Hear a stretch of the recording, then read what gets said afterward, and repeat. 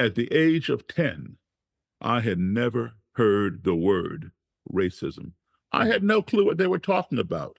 And what they were saying made absolutely no sense because my 10-year-old brain could not process the idea that people who had never seen me, never spoken to me, knew nothing about me, would want to hurt me for no other reason than the color of my skin. Welcome to the Holistic Life Navigation Podcast, where we explore life through the lens of somatics. I'm Luis Mujica, a somatic educator who teaches people how to find safety in themselves. Your turn to learn begins now. Okay, I'd like to welcome Daryl Davis to the show. Thank you, Daryl, for being here. My pleasure. Thank you for having me. Yeah, I'm thrilled. I was telling you before I hit record that you've been a real mentor for me in my mind, because what I teach people is something that you practice. It's part of your whole, I guess, maybe life's purpose at this point. I'm not sure what you would call it, but I really wanted to go in and kind of learn a bit about your story and even your personal practices, how you do the work you do and how you Sure. did the work you did without getting overwhelmed by fear. And so I think the first thing I want to do is just introduce people to this legendary work you do or have done, where you've unintentionally maybe, but by meeting you, by people sitting with you, you've converted like over 200 members of the Klan out of the Klan because they've humanized you. Well, Tell us I don't say that you, I converted them. I say that I am the impetus for them to convert themselves. Because that I feels never better. I never went in with the purpose of trying to get them out. I went in with the purpose of finding out how they could hate me without even getting to know me, and B, just seeing what they were all about and having conversations. And through those conversations and them getting to know me, one by one they began dropping out. Not all of them, but yes, over 200. I've been doing this now for 42 years. Wow. I really appreciate that, because I was wondering that myself when I would hear people say this about converting them. I was thinking, he doesn't seem like the kind that wants to change someone. He seems like the kind just wants to connect and see what happens from that connection. Right. So I like that. But take me back to this experience, how this started, this inquiry around how can they hate me if they don't even know me, back to when you were 10 years old. Tell us about that. Sure. Well, let's go back before I was 10 years old. I just turned 66 a couple of weeks ago. And Beautiful. yeah, thank you. My parents were in the U.S. Foreign Service, so I grew up as an American embassy kid, traveling around the world starting at the age of 3 in 1961. And how it works is, you're assigned to a foreign country, for 2 years, and then at the end of that 2-year assignment, you come back home to the States to get debriefed. You might be around here for a year or so, and then you get reassigned to another country, foreign country. So back and forth was my formative years. My first introduction to school was abroad. I did kindergarten, first grade, third grade, fifth grade, seventh grade, all in different countries. And we're talking about the 1960s, right? My classes then were overseas, were filled with kids from all over the world. Anybody who had an embassy where we had our American embassy, they had their embassy also in the same country, and all of their kids went to the same school I did. So my classmates were from Sweden, Nigeria, Japan, Russia, Czechoslovakia, wherever, right? Because that was my first exposure to school, kindergarten, first grade, that became my baseline for what school was supposed to be. However, people from all around the world, that to me, that was the norm. In fact, the term multicultural did not even exist back then. That was just my normal class. Yeah. Every time I'd come home, I would be in all Black schools or Black and white schools, meaning the still segregated or the newly integrated. And there was not the amount of diversity in my classroom back here that I had overseas. So I didn't quite understand that. And then in 1968, we had come back. I was age 10, and I was in the fourth grade. And I was one of 2 Black kids in the entire school. The school was first grade, I think, through eighth grade, maybe. Or no, first grade through sixth grade. It was elementary. And I was one of 2 Black kids. There was a little Black girl in second grade. So I'm in fourth grade. So therefore, all of my friends are fourth and fifth graders, and they all were white. I'm the only Black person. So several of my male friends were members of the Cub Scouts, and they invited me to join, which I did. I was the only Black Scout anywhere in the area. And there was a parade that we all participated in, a yearly annual thing. And this was my first time doing it. The streets are blocked off, sidewalks on either side are packed with nothing but white people. And they're waving and cheering. It was the Cub Scouts and a bunch of other groups, in this parade. And And where was everybody's, this? I'm sorry? Where was this? This is we were marching from Lexington to Concord, Massachusetts. Got I it. lived right next door in Belmont, Massachusetts. And it's called Patriots Day or Patriot Day. Mhm. It's the route of Paul Revere. Mm-hmm. So I think it still goes on today. I don't know, but it went on every year back then. And anyway, I'm the only Black, participant. Everybody's smiling and waving, having a good time, yelling the British are coming and all that kind of stuff. Until we reached a certain point in this parade route when I started getting hit with bottles and soda pop cans and small rocks and things, debris from the street. Mm-hmm.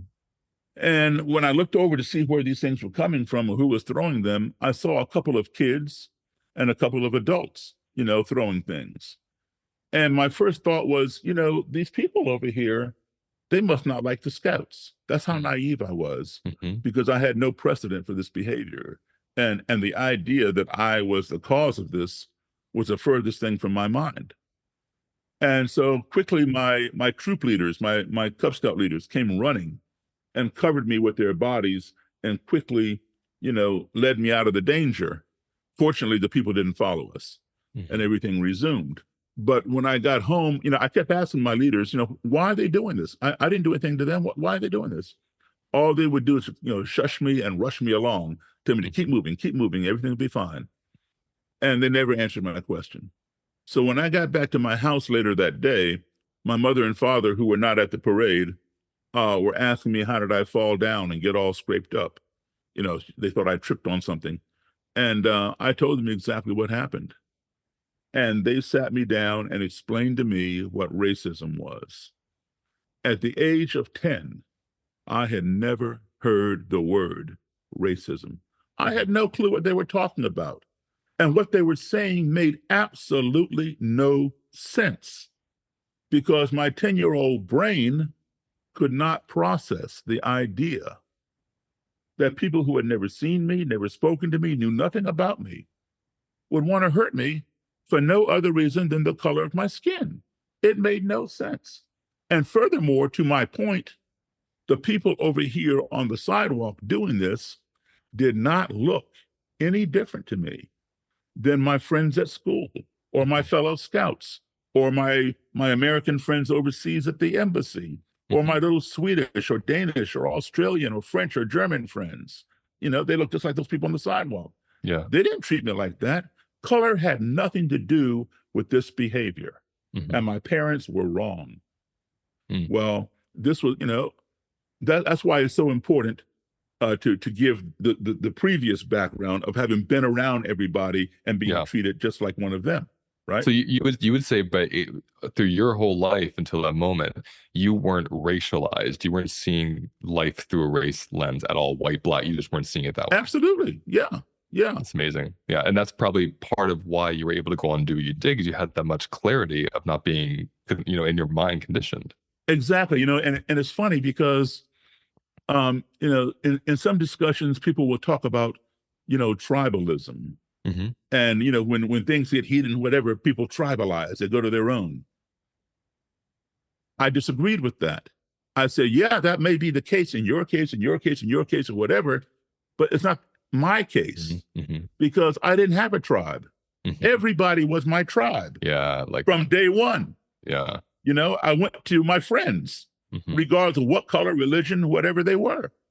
So that childhood developing with all those different cultures was such a medicine. Precisely. And maybe what we should do is make sure, when we have kids, get them multicolored dolls, or whatever, right from the get-go. Yeah. So anyway, I did not believe my parents for the first time in my life. I had no precedent for that. And, that kind of behavior was not in my sphere. So this was 1968. a lot of things began happening, which culminated in the assassination of Dr. King. I learned that my parents had told me the truth. Mm. This thing, phenomenon, whatever they called it, racism, it existed. I accepted that. But what I did not know was why. Why are people racist? And that's when I formed a question at the age of 10 in my mind. How can you hate me when you don't even know me? Mm. And then for the next 56 years, because I'm 66 now, I've been looking for the answer to that question. And simply So, put, oh, go ahead. Simply put, what? Say yeah, what you're simply gonna say. put, I mean, I have tons of books that I Mhm. started, getting as a kid, as a teenager, on Black supremacy, white Mhm. supremacy, anti-Semitism, racism, the Ku Klux Klan, the Nazis in Germany, the neo-Nazis over here, trying to find out, where does this ideology come from? Where is it going? How can it be addressed? And when I would ask people, why would somebody do something like that? Oh, Daryl, some people are just like that. That's just the way it is. Well, that's not an answer that's satisfactory to me, right? Yeah, So simply that's put, good. who better to ask that question of, how can you hate me when you don't even know me, than to ask someone who would go so far as to join an organization with over 100-year history of practicing hating people Mhm. who don't believe in what they believe or who don't look like they look. I mean, can you imagine joining an organization to practice hating? Yeah, that's really what it is. It's amazing. And I'm precisely. So curious. that's the quest that I've been on. Well, from age 10, which, and I love the question I've used this question publicly with people, and I always talk about you. And I tell them, I love this question. How can you hate me when you don't know me? Because what you're really seeing with this kind of hatred, whether it's sexism, racism, whatever the ism is, they're hating a story of a person, right? They're hating a Perception, yeah, conditioning. Yeah, it's a perception. It's not a reality of the individual. right. So I'm wondering, that question enters your mind at 10. What age did you finally get this opportunity to start sitting in front of and meeting these clan leaders? Like, how did it switch? How did it move into that? Okay, well, I mean, I would experience many other racist things, throughout my life, even before I started, writing the book, that I wrote. But I started interviewing KKK people, leaders and members around 1990. 1990. Um, yeah, 1990. And and I'd already had a whole collection of racist experiences. Hmm. Um, but the answers that I would get, for example, I'll tell you. So I'm sitting. Well, first, let me say this. I'm a professional musician, Hmm. and I have played in all 50 states. I've played around the world. And when you combine my childhood travels with my parents, with my adulthood travels now as a lecturer, speaker, musician, etc., I've now been to 63 countries on 6 continents. And that has given me a wealth of exposure to different cultures, ethnicities, colors of skin, religions, ideologies, etc. And all of that has helped shape who I have become. And my favorite quote of all time is by Mark Twain, and it's called the travel quote. And Mark Twain said, "Travel is fatal to prejudice, bigotry, and narrow mindedness, and many of our people need it sorely on these accounts. Broad, wholesome, charitable views of men and things cannot be acquired by vegetating in one little corner of the earth all one's lifetime." And that is so true. Hmm. Now, unfortunately, most Americans do not travel. And according to the US Census Bureau, most Americans don't even own passports. Europeans, they travel all the time. They're always going somewhere. And therefore, their knowledge is a lot more worldly than ours. Now, Hmm. all this travel that I've done does not make me a better human being than someone else with less travel. But what it does is it gives me a better and broader perspective on humanity than Hmm. those who have not experienced that. And I try to bring my experiences to those people, vicariously. I guess what's the old saying? If you can't take the mountain to Muhammad, take Muhammad to the mountain, right? Hmm. So, you know, I have a wealth of experience. I haven't experienced everything, but I do have a wealth of it. And I want to share that with people who may be in the dark about some things and have misperceptions. Because, one's perception is one's reality. And I remember, I lived in Africa, I lived in Europe during my childhood because of my dad's assignments, right?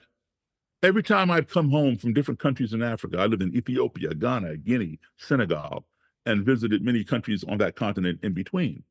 Um, every time I'd come home and go to school, and you go around the room and say, where you're coming from, where have you been, blah blah blah, and I said, well, I just got back from a named some African country. My classmates wanted to know, and they were serious. Did I ever see Tarzan? Mm-hmm. That's the perception, Yeah, and one's yeah, perception becomes one's reality, that's right. right? So, Well, I have a question in a minute. yeah, Because one thing that's interesting about you that I keep getting a sense of, and I see when you speak and when you write and your experiences, like you said, from age 10, is the first time you experienced racism, didn't believe it was real, saw the assassination of Martin Luther King, believed it was real, then experienced racism, throughout the rest of your life. You seem to have this sense of not taking it personally. And I don't know if I'm impressing that upon you or if that's really how you feel, but tell me your personal experience when you experience racism. How do you handle that? How do you hold that? okay. Yeah, I do take it seriously, but I also have another perception Okay. that again has to do with travel. Because over here people tell me, Daryl, it cannot work. Blacks and whites cannot coexist. You all are a whole different, talk about, racist people telling me. Yeah. Yeah. You all are a whole different culture. You need to go back where you came from. That's where you'll be happy. And all that. I said, well, why are you here? Why don't you go back to Ireland or back to Germany or whatever their heritage was, right? Well, we came here voluntarily. You were brought here as slaves, but now you're free. Go back to your homeland. You know, Mm. all this, crap. But they don't see it being possible to coexist. Yeah. I have seen coexistence. Like I just gave you my background, Yeah. and everybody got along. We didn't even know the word racism. Yeah. That's why my parents had to define it for me.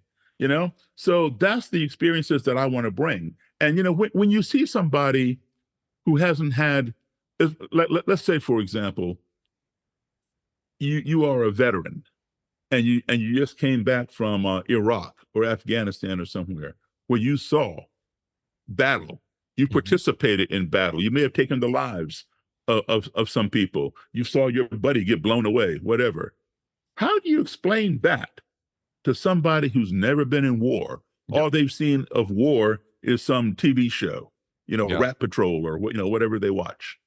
Um, it's hard to get them to understand something, that you knew for real that they can Mhm. only perceive of, and they're usually perceiving in the wrong direction, Mhm. right?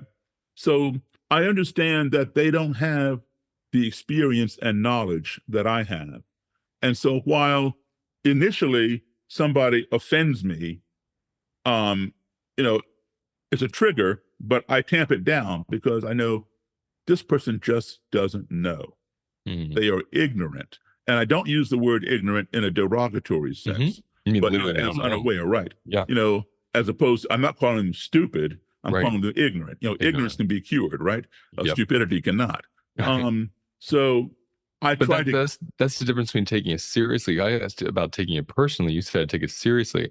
There's a difference between I take it seriously and I take it personally. right. I don't take it personally so much. I take it more seriously than take it personally I like that because distinction. because I realize they haven't had the experience I had. Now, perhaps if they had and they were still doing this, it might be a different story. Just like, for example, suppose I never had that travel experience. Mhm. I lived here my whole life. Would I be fooling with these people today? Maybe not. I'd be trying to stay as far Mhm. away from them as I could. Exactly, exactly. Well, and so that ability to be really open-minded as you are, curious, having your own historical experience, which is opposite of what they perceive, so you know it's not true. There's a different reality here. This allows you, from what I remember, to have your first experience where didn't a Klans member come in to watch you play piano and then bring his friends? Isn't that how this whole thing started? Yeah, he didn't come in to watch me play piano. He was already there. He was already And there. I Okay. and I happened to come into his territory. Got it. It was a lounge called the Silver Dollar Lounge in a town called Frederick, Maryland. Oh, I And played in Frederick, Maryland. I'm a you musician know too. Frederick, Maryland? I played there with a band like 10 years ago. Yeah. Okay. So the Silver Dollar Lounge, the physical lounge is still there, but it's closed down now. Probably about 10 years ago, maybe a little more, somebody was murdered there. And Mm. so they shut it down. It's in the bottom of this motel there. The motel is still there and still operating. But anyway, back then in the 1980s, the Silver Dollar Lounge had a reputation of being an all-white lounge. Mm. Not meaning that blacks could not go in, but blacks did not go in, and that was their own choice, and it was a good choice because they knew of the reputation. There were no signs, but you just knew where you were welcome, where you weren't. So here I was in the place. I was playing with a country band at the time. Country music had made a comeback. There was a movie out called Urban Cowboy, and a lot of country music and all that. So all the clubs and bars went from top 40 to country. Mm-hmm. And the band was pretty well established in the Maryland area, and they had played there before. And it was an all-white band. Here I am, the only black guy in the band, the only black guy where we were playing. And so we finished doing the first set, and I'm following the band over to this table. Now, I had no trouble in there. When I came in, people looked at me, but, they didn't say anything. And then I played music, and they danced. But on the break, I'm following the band to the band table, and I felt somebody behind me reach across and put their arm across my shoulder. Now, I see the whole band in front of me, and I don't know anybody in this joint, so I'm trying to, see who's touching me.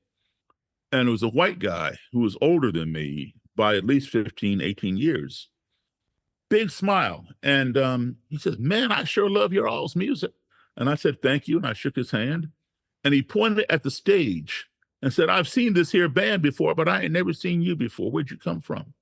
And I explained, "Yeah, they told me they played here, but this is my first time. I just joined the band a couple months ago." He goes, "Man, I sure love your piano playing. This is the first time I ever heard a black man play piano like Jerry Lee Lewis." Now, I love Jerry Lee Lewis. Jerry Lee Lewis was a very good friend of mine. He's passed on now. But I explained to the guy, well, at first I asked him, I said, "Well, where do you think Jerry Lee Lewis learned how to play?" And he says, "What are you talking about?" And I said, "Well, he got that style from the same place I did, from black blues and boogie woogie piano players. That's where that rock and roll rockabilly style came from." "Oh, no. Jerry Lee invented that. I ain't never heard no black man play like that except for you."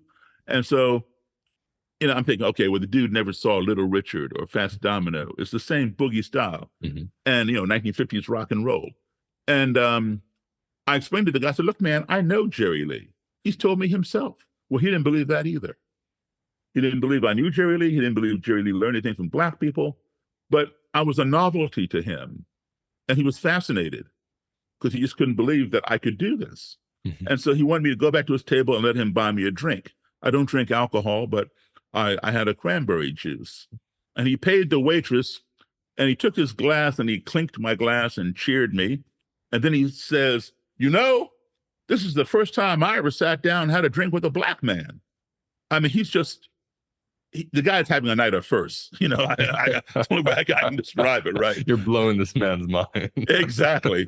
So, I'm sitting there looking at him like, I was very naive, not stupid, but naive, because his experience shaped his perception. My experience shaped mine. Apparently, he'd never been around anybody, and there are black people in Frederick. Yeah. And he's older than me. He's never sat down with one before. And by this time, I had sat down with tens of thousands of white people or anybody else, had a meal, a beverage, a conversation, whatever. I wasn't tuning in. And I wasn't trying to be facetious. I was just curious. I said, "Why?" And he didn't answer me. He looked down at the tabletop. And I asked him again. His buddy elbowed him and said, "Tell him. I said, "Tell me." And he looked back at me and he said, just straight as an arrow, he said, "I'm a member of the Ku Klux Klan." And I Mhm. started laughing at the guy because I thought he was joking. I Mhm. know a whole lot about the Klan. As I told you, I started buying all these books Yeah. and reading up on it, and he did not fit any of the Klan people in my books. You know, they just come up and embrace a black guy, want to buy him a drink and Yeah. hang out. So, you know, this guy's joking with me. So I'm trying to rationalize why he said that. Maybe he thinks I was jerking him around about Mhm. Jerry Lee Lewis, so he's going Right. to jerk me around about the Klan. I'm going along with the joke and laughing. He goes in his pocket, pulls out his wallet, and he hands me his Klan membership card. This thing was for real. I stopped laughing. It was no longer funny. And I gave it back to him, and I'm thinking in my head, what the hell am I doing here? Sitting here with a Klansman. Mm. You know, but the guy was very, very friendly. I cannot dispute that at all. He was very friendly, very, curious about me, he wanted to Mhm. talk to me. And we sat there and talked my whole break. So, Um, there's a couple of things here that just fascinate me. The first thing is you're both kind of at the same time changing each other's perception because yes, he's a different white man than you thought a KKK member would be. You're a right, different black exactly, man. So you're having exactly, this like this meta experience with each other in that moment. exactly, exactly. Because I'll tell you something, and I've always said this, it's one of my quotes. While you are actively learning about someone else, at the same time, you are passively teaching them about yourself. Mm, beautiful. You know, and so yeah, you hit it right on the head. Both our perceptions were changing. You know, So this when if guy's a you human being. so that's so when you go back to that moment, you're sitting there. This guy's a human being, so you're humanizing someone that would have been easy to dehumanize, like very easy compared, based on Absolutely, I said, KKK oh, what they've done. Klansman, I could just get up and walk away. That's what. So Heck with this that's guy. my question for you: is why did you not get up and walk away? What kept you curious and actually relating to this person as a human? What shift did that for you? I guess I'm of the school where you don't get furious, you get curious. You know, I'm a student of that school. I'll go to that school. That sounds good to me. I mean, so that's so radical. I mean, think about where we are now, Daryl, where if someone says the wrong thing to somebody, even if they're just looking you the if wrong they way, look you the wrong way, it's treated as, like the term microaggression is treated as like right? this horrible thing. You can't even talk to that person. And here you are, a man is showing you he's an active member of the KKK, and you sit there and have a conversation. That's far out for people. They were listening to this right now. Yes. And that's the whole thing that I'm trying to share with people, you know, that we don't have to isolate ourselves. Yes. What I have learned is this in all my travels, that no matter how, in all the countries and states I've been to, no matter how far I go from our own country, the US, whether it's right next door to Canada or right next door to Mexico or halfway around the globe, no matter how different the people may be who I encounter, some of them look the same, some look differently. Maybe they don't look like me, they don't speak my language or worship like I do, or maybe they don't worship at all.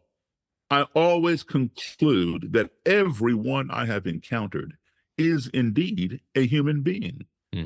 And I found out that every human being, no matter how close, how far away, they all want these five core values in their lives. Everyone wants to be loved. Everyone wants to be respected. We all want to be heard. We want to be treated fairly and truthfully. And we want the same things for our family as anybody else would want for their family. Mm.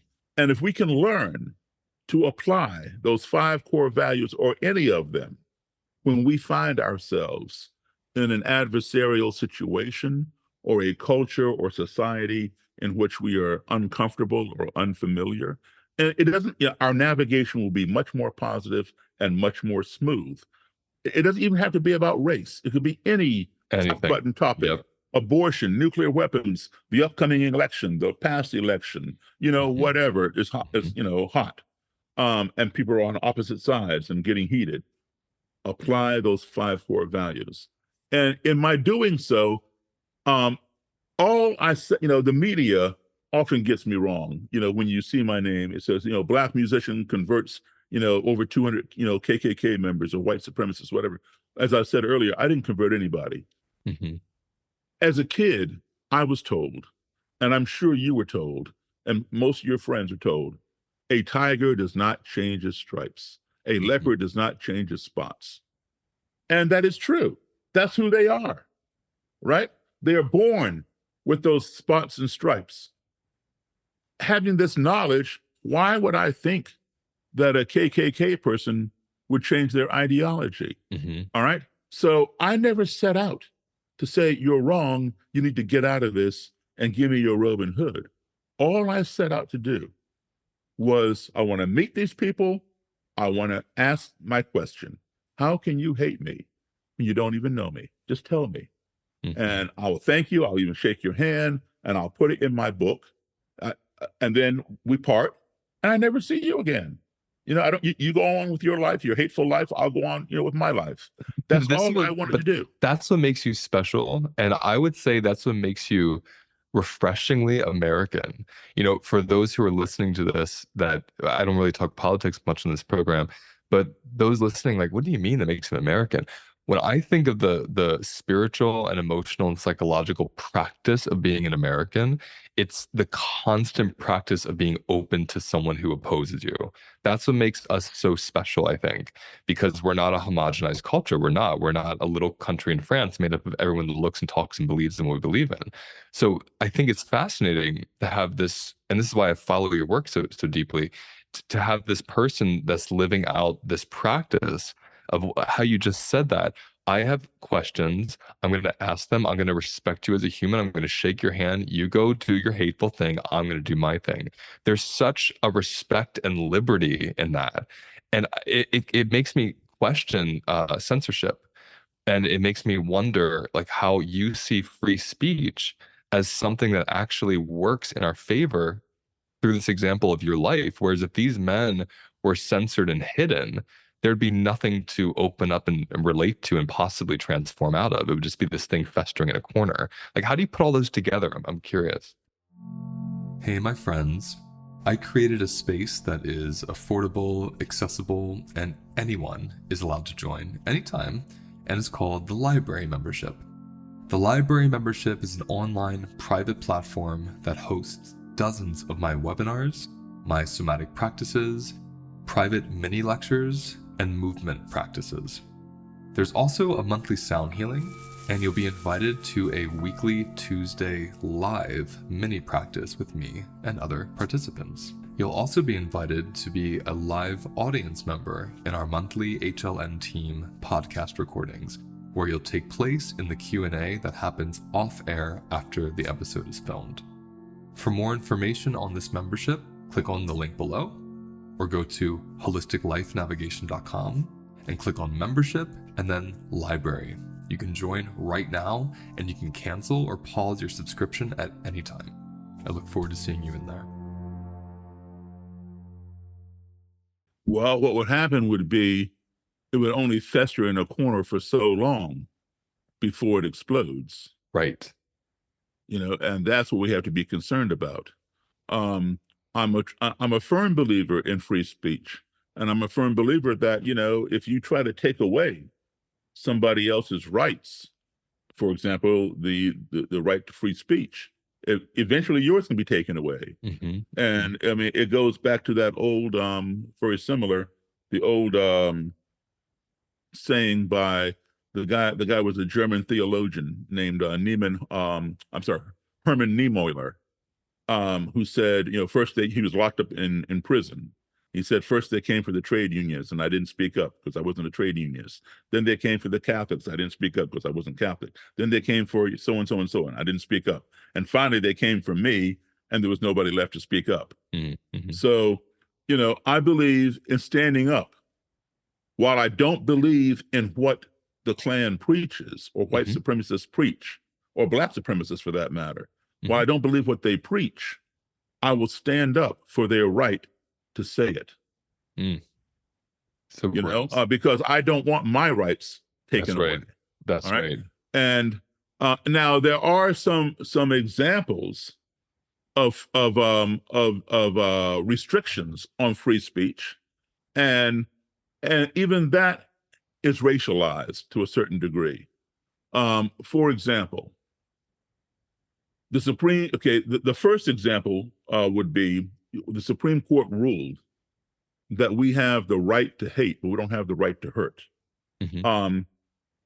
And they ruled that you cannot shout fire in a crowded theater unless there is a fire, because what that does is it causes a panic, Mm-hmm. and people begin trampling over one another trying to get out, and it's a riot, Mm-hmm. and people can be killed, accidentally or whatever, because somebody falsely believes their life is imperiled and they're trying to get out, right?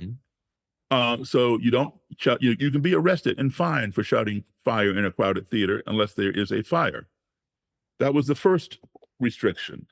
Then back, I guess maybe in the 70s or 80s, another one was added where you cannot say gun or hijack in the airport. Mm-hmm. You cannot joke around with that word, Mm-hmm. or you will be arrested because it will cause a panic. All right. And a riot, people trying to, run in all different directions. And it makes sense. So why can, and I've seen this with my own eyes, why can the Klan or neo-Nazis march down the street or through a Jewish neighborhood and say 6 million wasn't enough, gas the Jews? Why can the Klan walk through a black neighborhood with their megaphone saying, we're going to ship all the niggers back to Africa? That causes a riot. But yet, it falls under free speech. How do you balance the two of your appreciation and protection of free speech and that, you personally? I disagree with that. First of all, I find I don't think people should be allowed to say that, because the intent is to provoke. All right.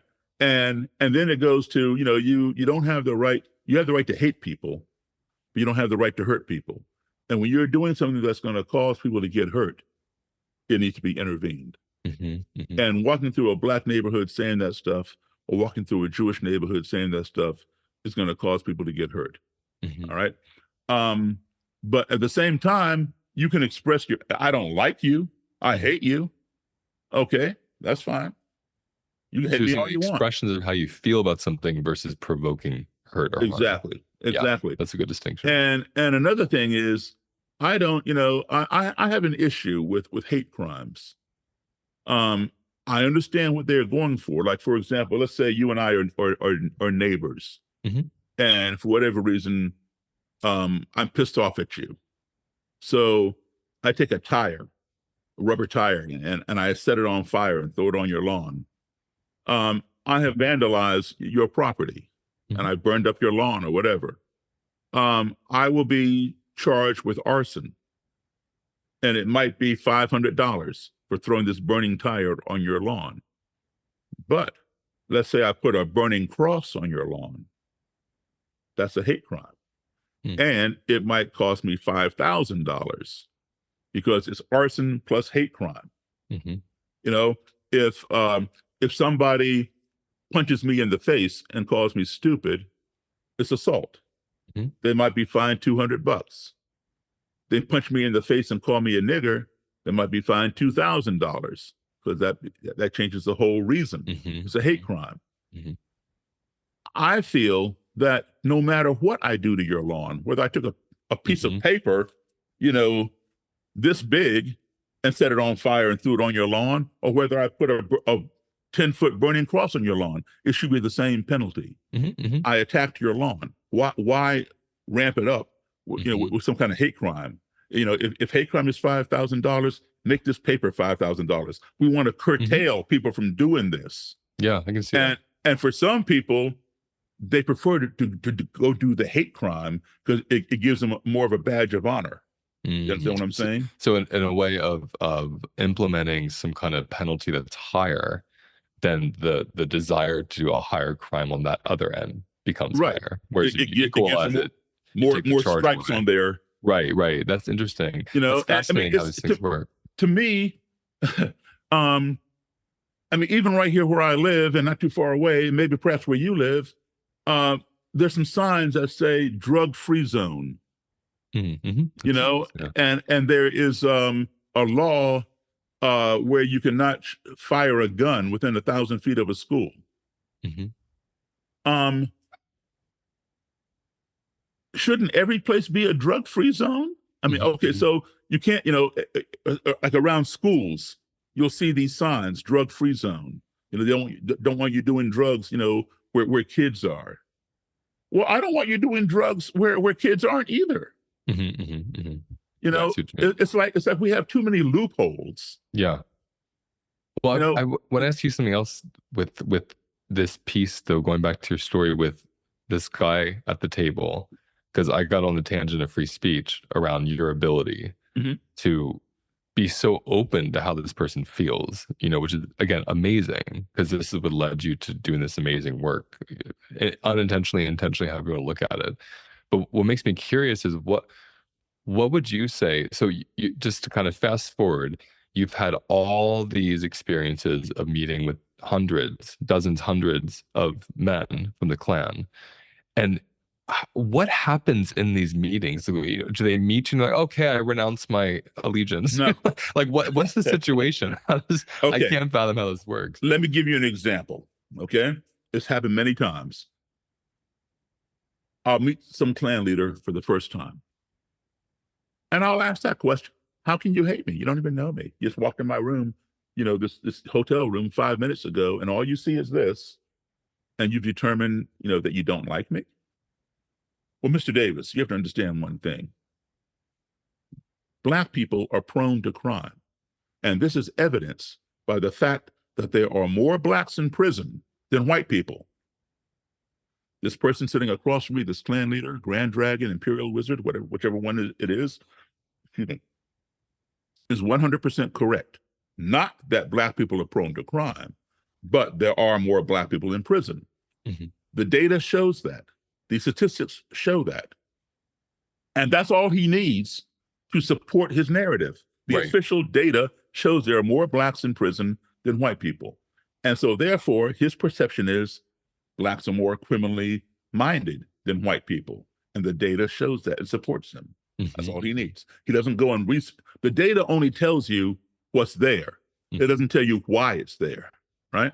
Yeah. He doesn't look for, is there an imbalance in our judicial system that sends blacks to prison longer than whites who committed the same crime, right? Hmm. So he's called me a criminal, doesn't even know me. I'm just sitting here listening to him rather than getting triggered. Hmm. And then he goes on to say, black people are born with smaller brains than white people. And the larger the brain, the more room the more capacity for intelligence. The smaller the brain, the lower the IQ. And this is evidenced by the fact that black high school students score lower every year on the SATs, Scholastic Aptitude Tests, than white kids do. Again, he is 100% correct in the fact that the data does show that. All right. Um, and so now he's called me a criminal. He doesn't know me. And he's basically called me dumb or stupid because I have a small brain. He doesn't, bother to think this out. He has official data that confirms this. So is what he is saying to me offensive? Yes. Am I offended by it? Absolutely not. And the reason why I'm not offended by it is because I know it's not true. I know he doesn't know the facts. Hmm. And furthermore, I know who I am. Hmm. He doesn't know who I am. He just walked in the door and saw the color of my skin. That's all he knows about me. Hmm. All right. If my mother or my dad were to tell me, Daryl, we think you're a little on the shady side. You're kind of prone to crime or something, or you're lazy. You don't clean your room. You're kind of dumb because you got a D on your report card or something. Maybe I would believe them. They brought me into this world. They raised me.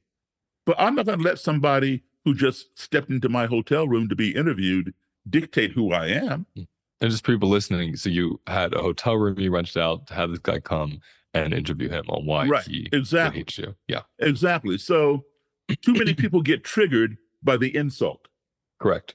and not realizing this person has no idea what they're talking about. Right. So I apply those 5 core values. Okay. Now let me give you the psychology behind it. When the guy walks in, now a lot of them in the beginning did not know they were going to meet with a black man. I kept that hidden. Right. You I, had an assistant that made the yes, I had schedule a for white you. It did assistant who made say the call. you were black. Right. Right. Got Okay. it. And I told her specifically, do not tell them that I'm black unless they ask. Don't lie to them. Mhm. All right. Because I want to maintain my credibility. Yeah. So she's white. She understood. And the reason I had her call is because if I called, they might detect in my voice that I'm black and not talk to me even on the phone. Mhm. So Mary was white, and I knew they would know that's a white woman at the end of the phone line, and they would not think that this white woman Right. is working for a black man. So that Anyone might, think a black man will want to interview them, I'm sure. exactly. So that might increase the odds of them agreeing to the meeting. And then Yeah. once they got there face to face, then they can make the decision, okay, I'm here, I might as well talk to him, or no, I'm not going to talk to him, or I'm going to beat him up or whatever. Did Right. anyone ever leave right away? Yeah, there were some, yeah. And there were some who tried to physically attack me. Really? What'd you Yeah. do in those moments? I beat the daylights out of them and then took them to Okay. court and beat them there as well. Wow. So the moments where they tried to physically assault you, you fought back Absolutely. and then took them to court and you won. Yes. Amazing. Wow. I mean, I'm not about, hurting anybody. I'm not about letting myself be hurt. Of course. But the majority of them didn't. or my secretary get hurt. But the majority of these men sat down and spoke to you. Yes, they did. So they came in, I'm sure, shocked, and then Mhm. sat down and had a conversation. And some even invited me over to their house. Wow. And I would, without knowing that I'm black, I'd go and knock on the door. What was it like? How does it feel being in your body as you're walking into the home of a Klans member? Are you calm? Are you nervous? What's happening for you? No, I did not experience any of that. I mean, I realize I'm walking into the lion's den. I realize there could be danger. I know the history behind these people and the things that they've done over generations, and lynchings and bombings and dragging people behind pickup trucks and all that kind of stuff. But I go in feeling secure in myself. I know who I'm dealing with. And if they invite me in, it's either because they want to talk to me or they're setting me up. Okay. So I apply those 5 core values, and I'm not doing it consciously. It's just what I've done all my life. But in retrospect, I've boiled it down to those 5 things. Okay. And I was sorry. I'm assuming when you're with them and you're humanizing them, that also takes your fear of them away for you. I never feared them in the first place. Never feared them, but they're fearing you. I mean, you're probably seeing. Absolutely, they're fearing me. Okay, which is why they join an organization, because they're afraid of what's going to happen if black people increase in population. Yeah, which is going on right now, by the way. Yeah. Okay. So when somebody like that first walks into the room, and they see me, not expecting me, the wall goes right up, and they're ready. They're triggered. I'm the enemy. All right. And they think that they're the ones who are getting ready to get ambushed. They walk into this hotel room, and there's a black guy sitting there. Whoever heard of a black guy interviewing the Klan? So they're prepared, right? So the wall is up, but even when they sit down and they're talking to me, the wall is still up. They are who they are, and they have to let me know who I am, and I'm always here, and they're always here on top. Supremacists, inferior. So it's no point arguing with them when that wall is up, because their ears are sealed. So now, as I sit back and I allow this person to vent all his venom on me, I'm dumb. Black people are on welfare. Black people are criminals. They rape white women, and so forth and so on. Right? I'm just sitting there letting him roll on. That wall is coming down because people want to be heard. Right? And I'm not stopping him. Okay. And by the time he gets done, he's not used to that. When he insults somebody, usually he gets pushed back. Right. And it gets louder, and the wall gets bigger too then. Exactly. And this wall's not getting bigger. His wall is coming down. I'm just sitting there giving him his platform. I want to learn about you, why you feel this way. Be honest with me. Okay. Go on, explain to me. So by the time he gets done exhausting all his venom, he is curious. How come this black guy didn't push back? Mm-hmm. You know, he wants to know what I have to say. What's my reaction? So now his ears are open. And now it's time for me to present to him. All right. So I could attack him. I could say, no, you're the one who's a criminal. You're the one hanging black men from trees and bombing their churches and, you know, doing whatever, right? Dragging them behind the trucks and so forth and so on. Yeah. And I would be 100% correct because the Klan has a history of that. That's not opinion, that's fact. Right. But if I did that, the wall would go right back up, ears be right. plugged, right?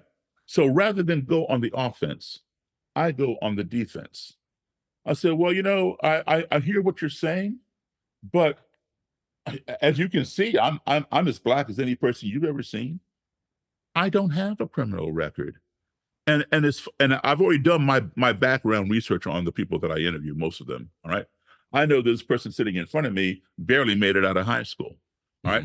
I have a college degree. I say, you know, my SATs were high enough to get me into college. I have a college degree. I don't say, well, I got a college degree, you don't have one. You know, the wall go right back up.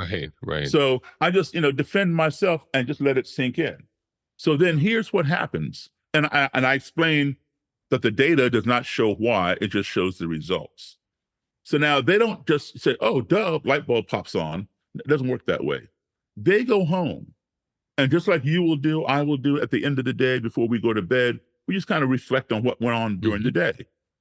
And they're thinking, damn, you know, I just had a 3-hour conversation with a black man and we didn't come to blows. And what that Daryl guy said, you know, it sort of makes sense. Oh, but he's black. But I looked it up and it was true. Oh, but he's black. So now they're having a cognitive dissonance, right? They know what I said made sense. They know it's true. And for whatever reason, they don't know why they didn't know that before, but yet this black person did. Well, and negates their entire reality. Their whole reality slowly crumbles. So it's a dilemma. You know, they stay in this cognitive dissonance stage for a while. Yeah. Especially if they're a leader. And I'll tell you why that in particular in a second. So they struggle with that. It's exhausting. And it becomes a dilemma where they have to make up their mind eventually. Do I consider his skin color and continue living a lie? Or do I disregard his skin color and follow the path of the truth? And usually that's the path of least resistance. And so, and it will relieve all that dissonance and all that burden, right? And so they end up leaving and renouncing. It's their decision. What you just said is really important to me, though, because for people listening, because the work that I do in the world, for them to hear it relieves you to not have that inner battle against a truth, something that's essentially something that's dying, a belief system that's dying in you, that now when it's over and this kind of new reality sets in, it's more peaceful, it's easier on your soul and your body and everything. But then you have another question that you have to ask yourself, especially if you're a leader. All right. If you are a leader, that means you have followers. If you are a grand dragon, you're leading the whole state, right? And every little chapter within your state and counties. If you're an imperial wizard, you're leading the nation. That means national leader, right? So you have more followers. People love power. All right. And these people are revered. Grand dragons and imperial wizards, they are revered. I've been to rallies where I've seen just rank and file, plain white robe people want their autographs. That's how powerful they are to them in their minds. And I guess it makes them feel good, makes them feel superior, or whatever. Well, it's probably the only place in the world to get power. Yeah, they're rock stars, you know? Okay, so I mean, you know, you're in music, I'm in music, you know, we know what a rock star is. So how do they really want to give up that power? Or is it worth keeping the power to keep the lie inside and not reveal it? All right. How do you go to your people, your followers who love you so much, who join because you brought them in, and tell them, listen, I've been wrong. Do you have the mental capacity and and humble of ego to do that. Hmm. So they might struggle with that also. Yeah. But when they do, man, it is powerful. It's Yeah. powerful. I can't imagine the cascade effect it has too. Yeah. When all these, especially if I think of like young men that look up to a father figure, and this leader is like renouncing everything he's believed in, how that can then cascade other people's awareness of, do I even believe in this, or am I just following this person for belonging? Well, I'll tell you It what, might change the whole thing. there is a Klan leader out there right now. Um, I knew his father pretty well. His father was a vehement racist. I had a few dealings with him. Um, very, very violent, very racist, very anti-Semitic. He was a criminal, Hmm. and he was also a police informant. And the police would turn a blind eye to his criminal activity and would Hmm. not charge him because he was giving them information on others. All right. That goes on more than you realize, believe it or not. Anyway, he had done some really stupid stuff. He kidnapped a couple of reporters and held them at gunpoint. Wow. All right. He went to prison for 7 years. And he later renounced the Klan. Now, he brought his son into the Klan, and the son had taken over. This guy was an imperial wizard. Hmm. I'm talking about. The son took over. And when his father renounced the Klan, that's like a betrayal. Hmm. The son beat the living daylights out of his father, Mm. tried to kill him. He survived the beating. The son and another Klansman beat this guy.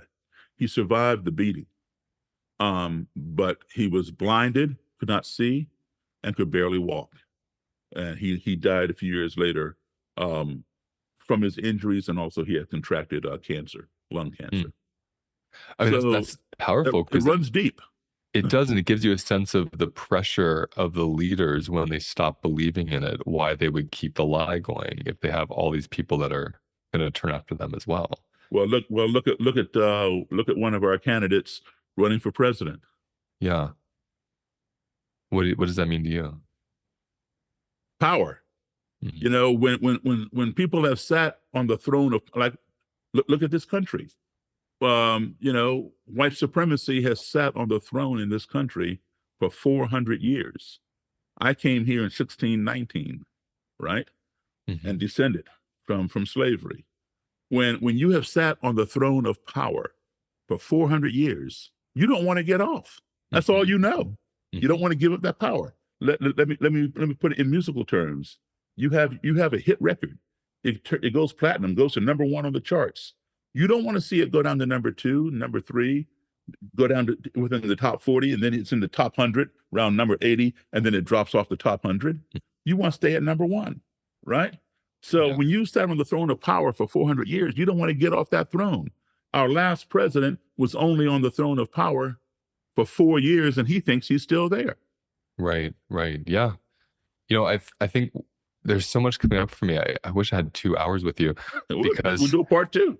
okay, I would love to. I think what I want to close this piece with is the reason why your work is so important to me in this era with social media is because when I think about this story of this man that met you in the hotel room, the first one you were telling us about, and how he's telling you these ideas he has about you because of your skin color. And he's never met a black man before. He doesn't know that the opposite is true. He just has this idea.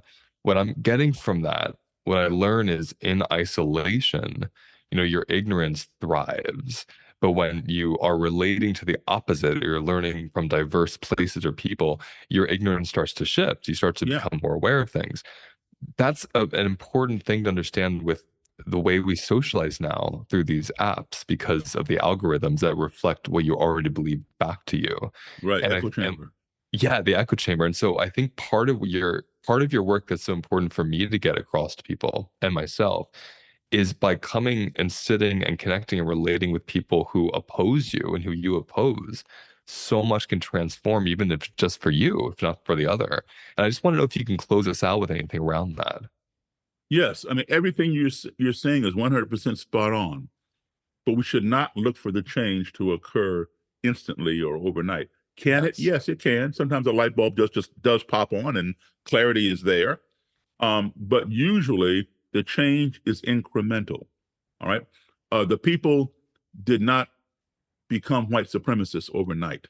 They weren't born a white supremacist like the tiger is born with the stripes and the leopard with the spots. Mm-hmm. So I never believed those people could change. Because my theory was, hey, tiger doesn't change his stripes, blah blah blah. Why would a Klansman or Klanswoman change their robe and hood? That's who they are. I was wrong. That's what I learned. What I was wrong was, yes, the tiger is born with those stripes, but the Klansman is not born with that robe and hood. That is a learned ideology. Yep. And what can be learned can be unlearned. And they didn't learn it overnight. They learned it over time. Mm-hmm. And they became inundated and saturated with it. So it's just like putting on weight. You put on weight over time, not overnight. Yeah, you might put on a pound overnight, depending on what you eat, earlier in the evening. But you don't put on 50 pounds overnight. But you do over time. You might have to lose 50 pounds or 100 pounds like I do or whatever. There's nothing I can take today that will cause me to drop 50 pounds by tomorrow. Right. Short of a gastric bypass or something.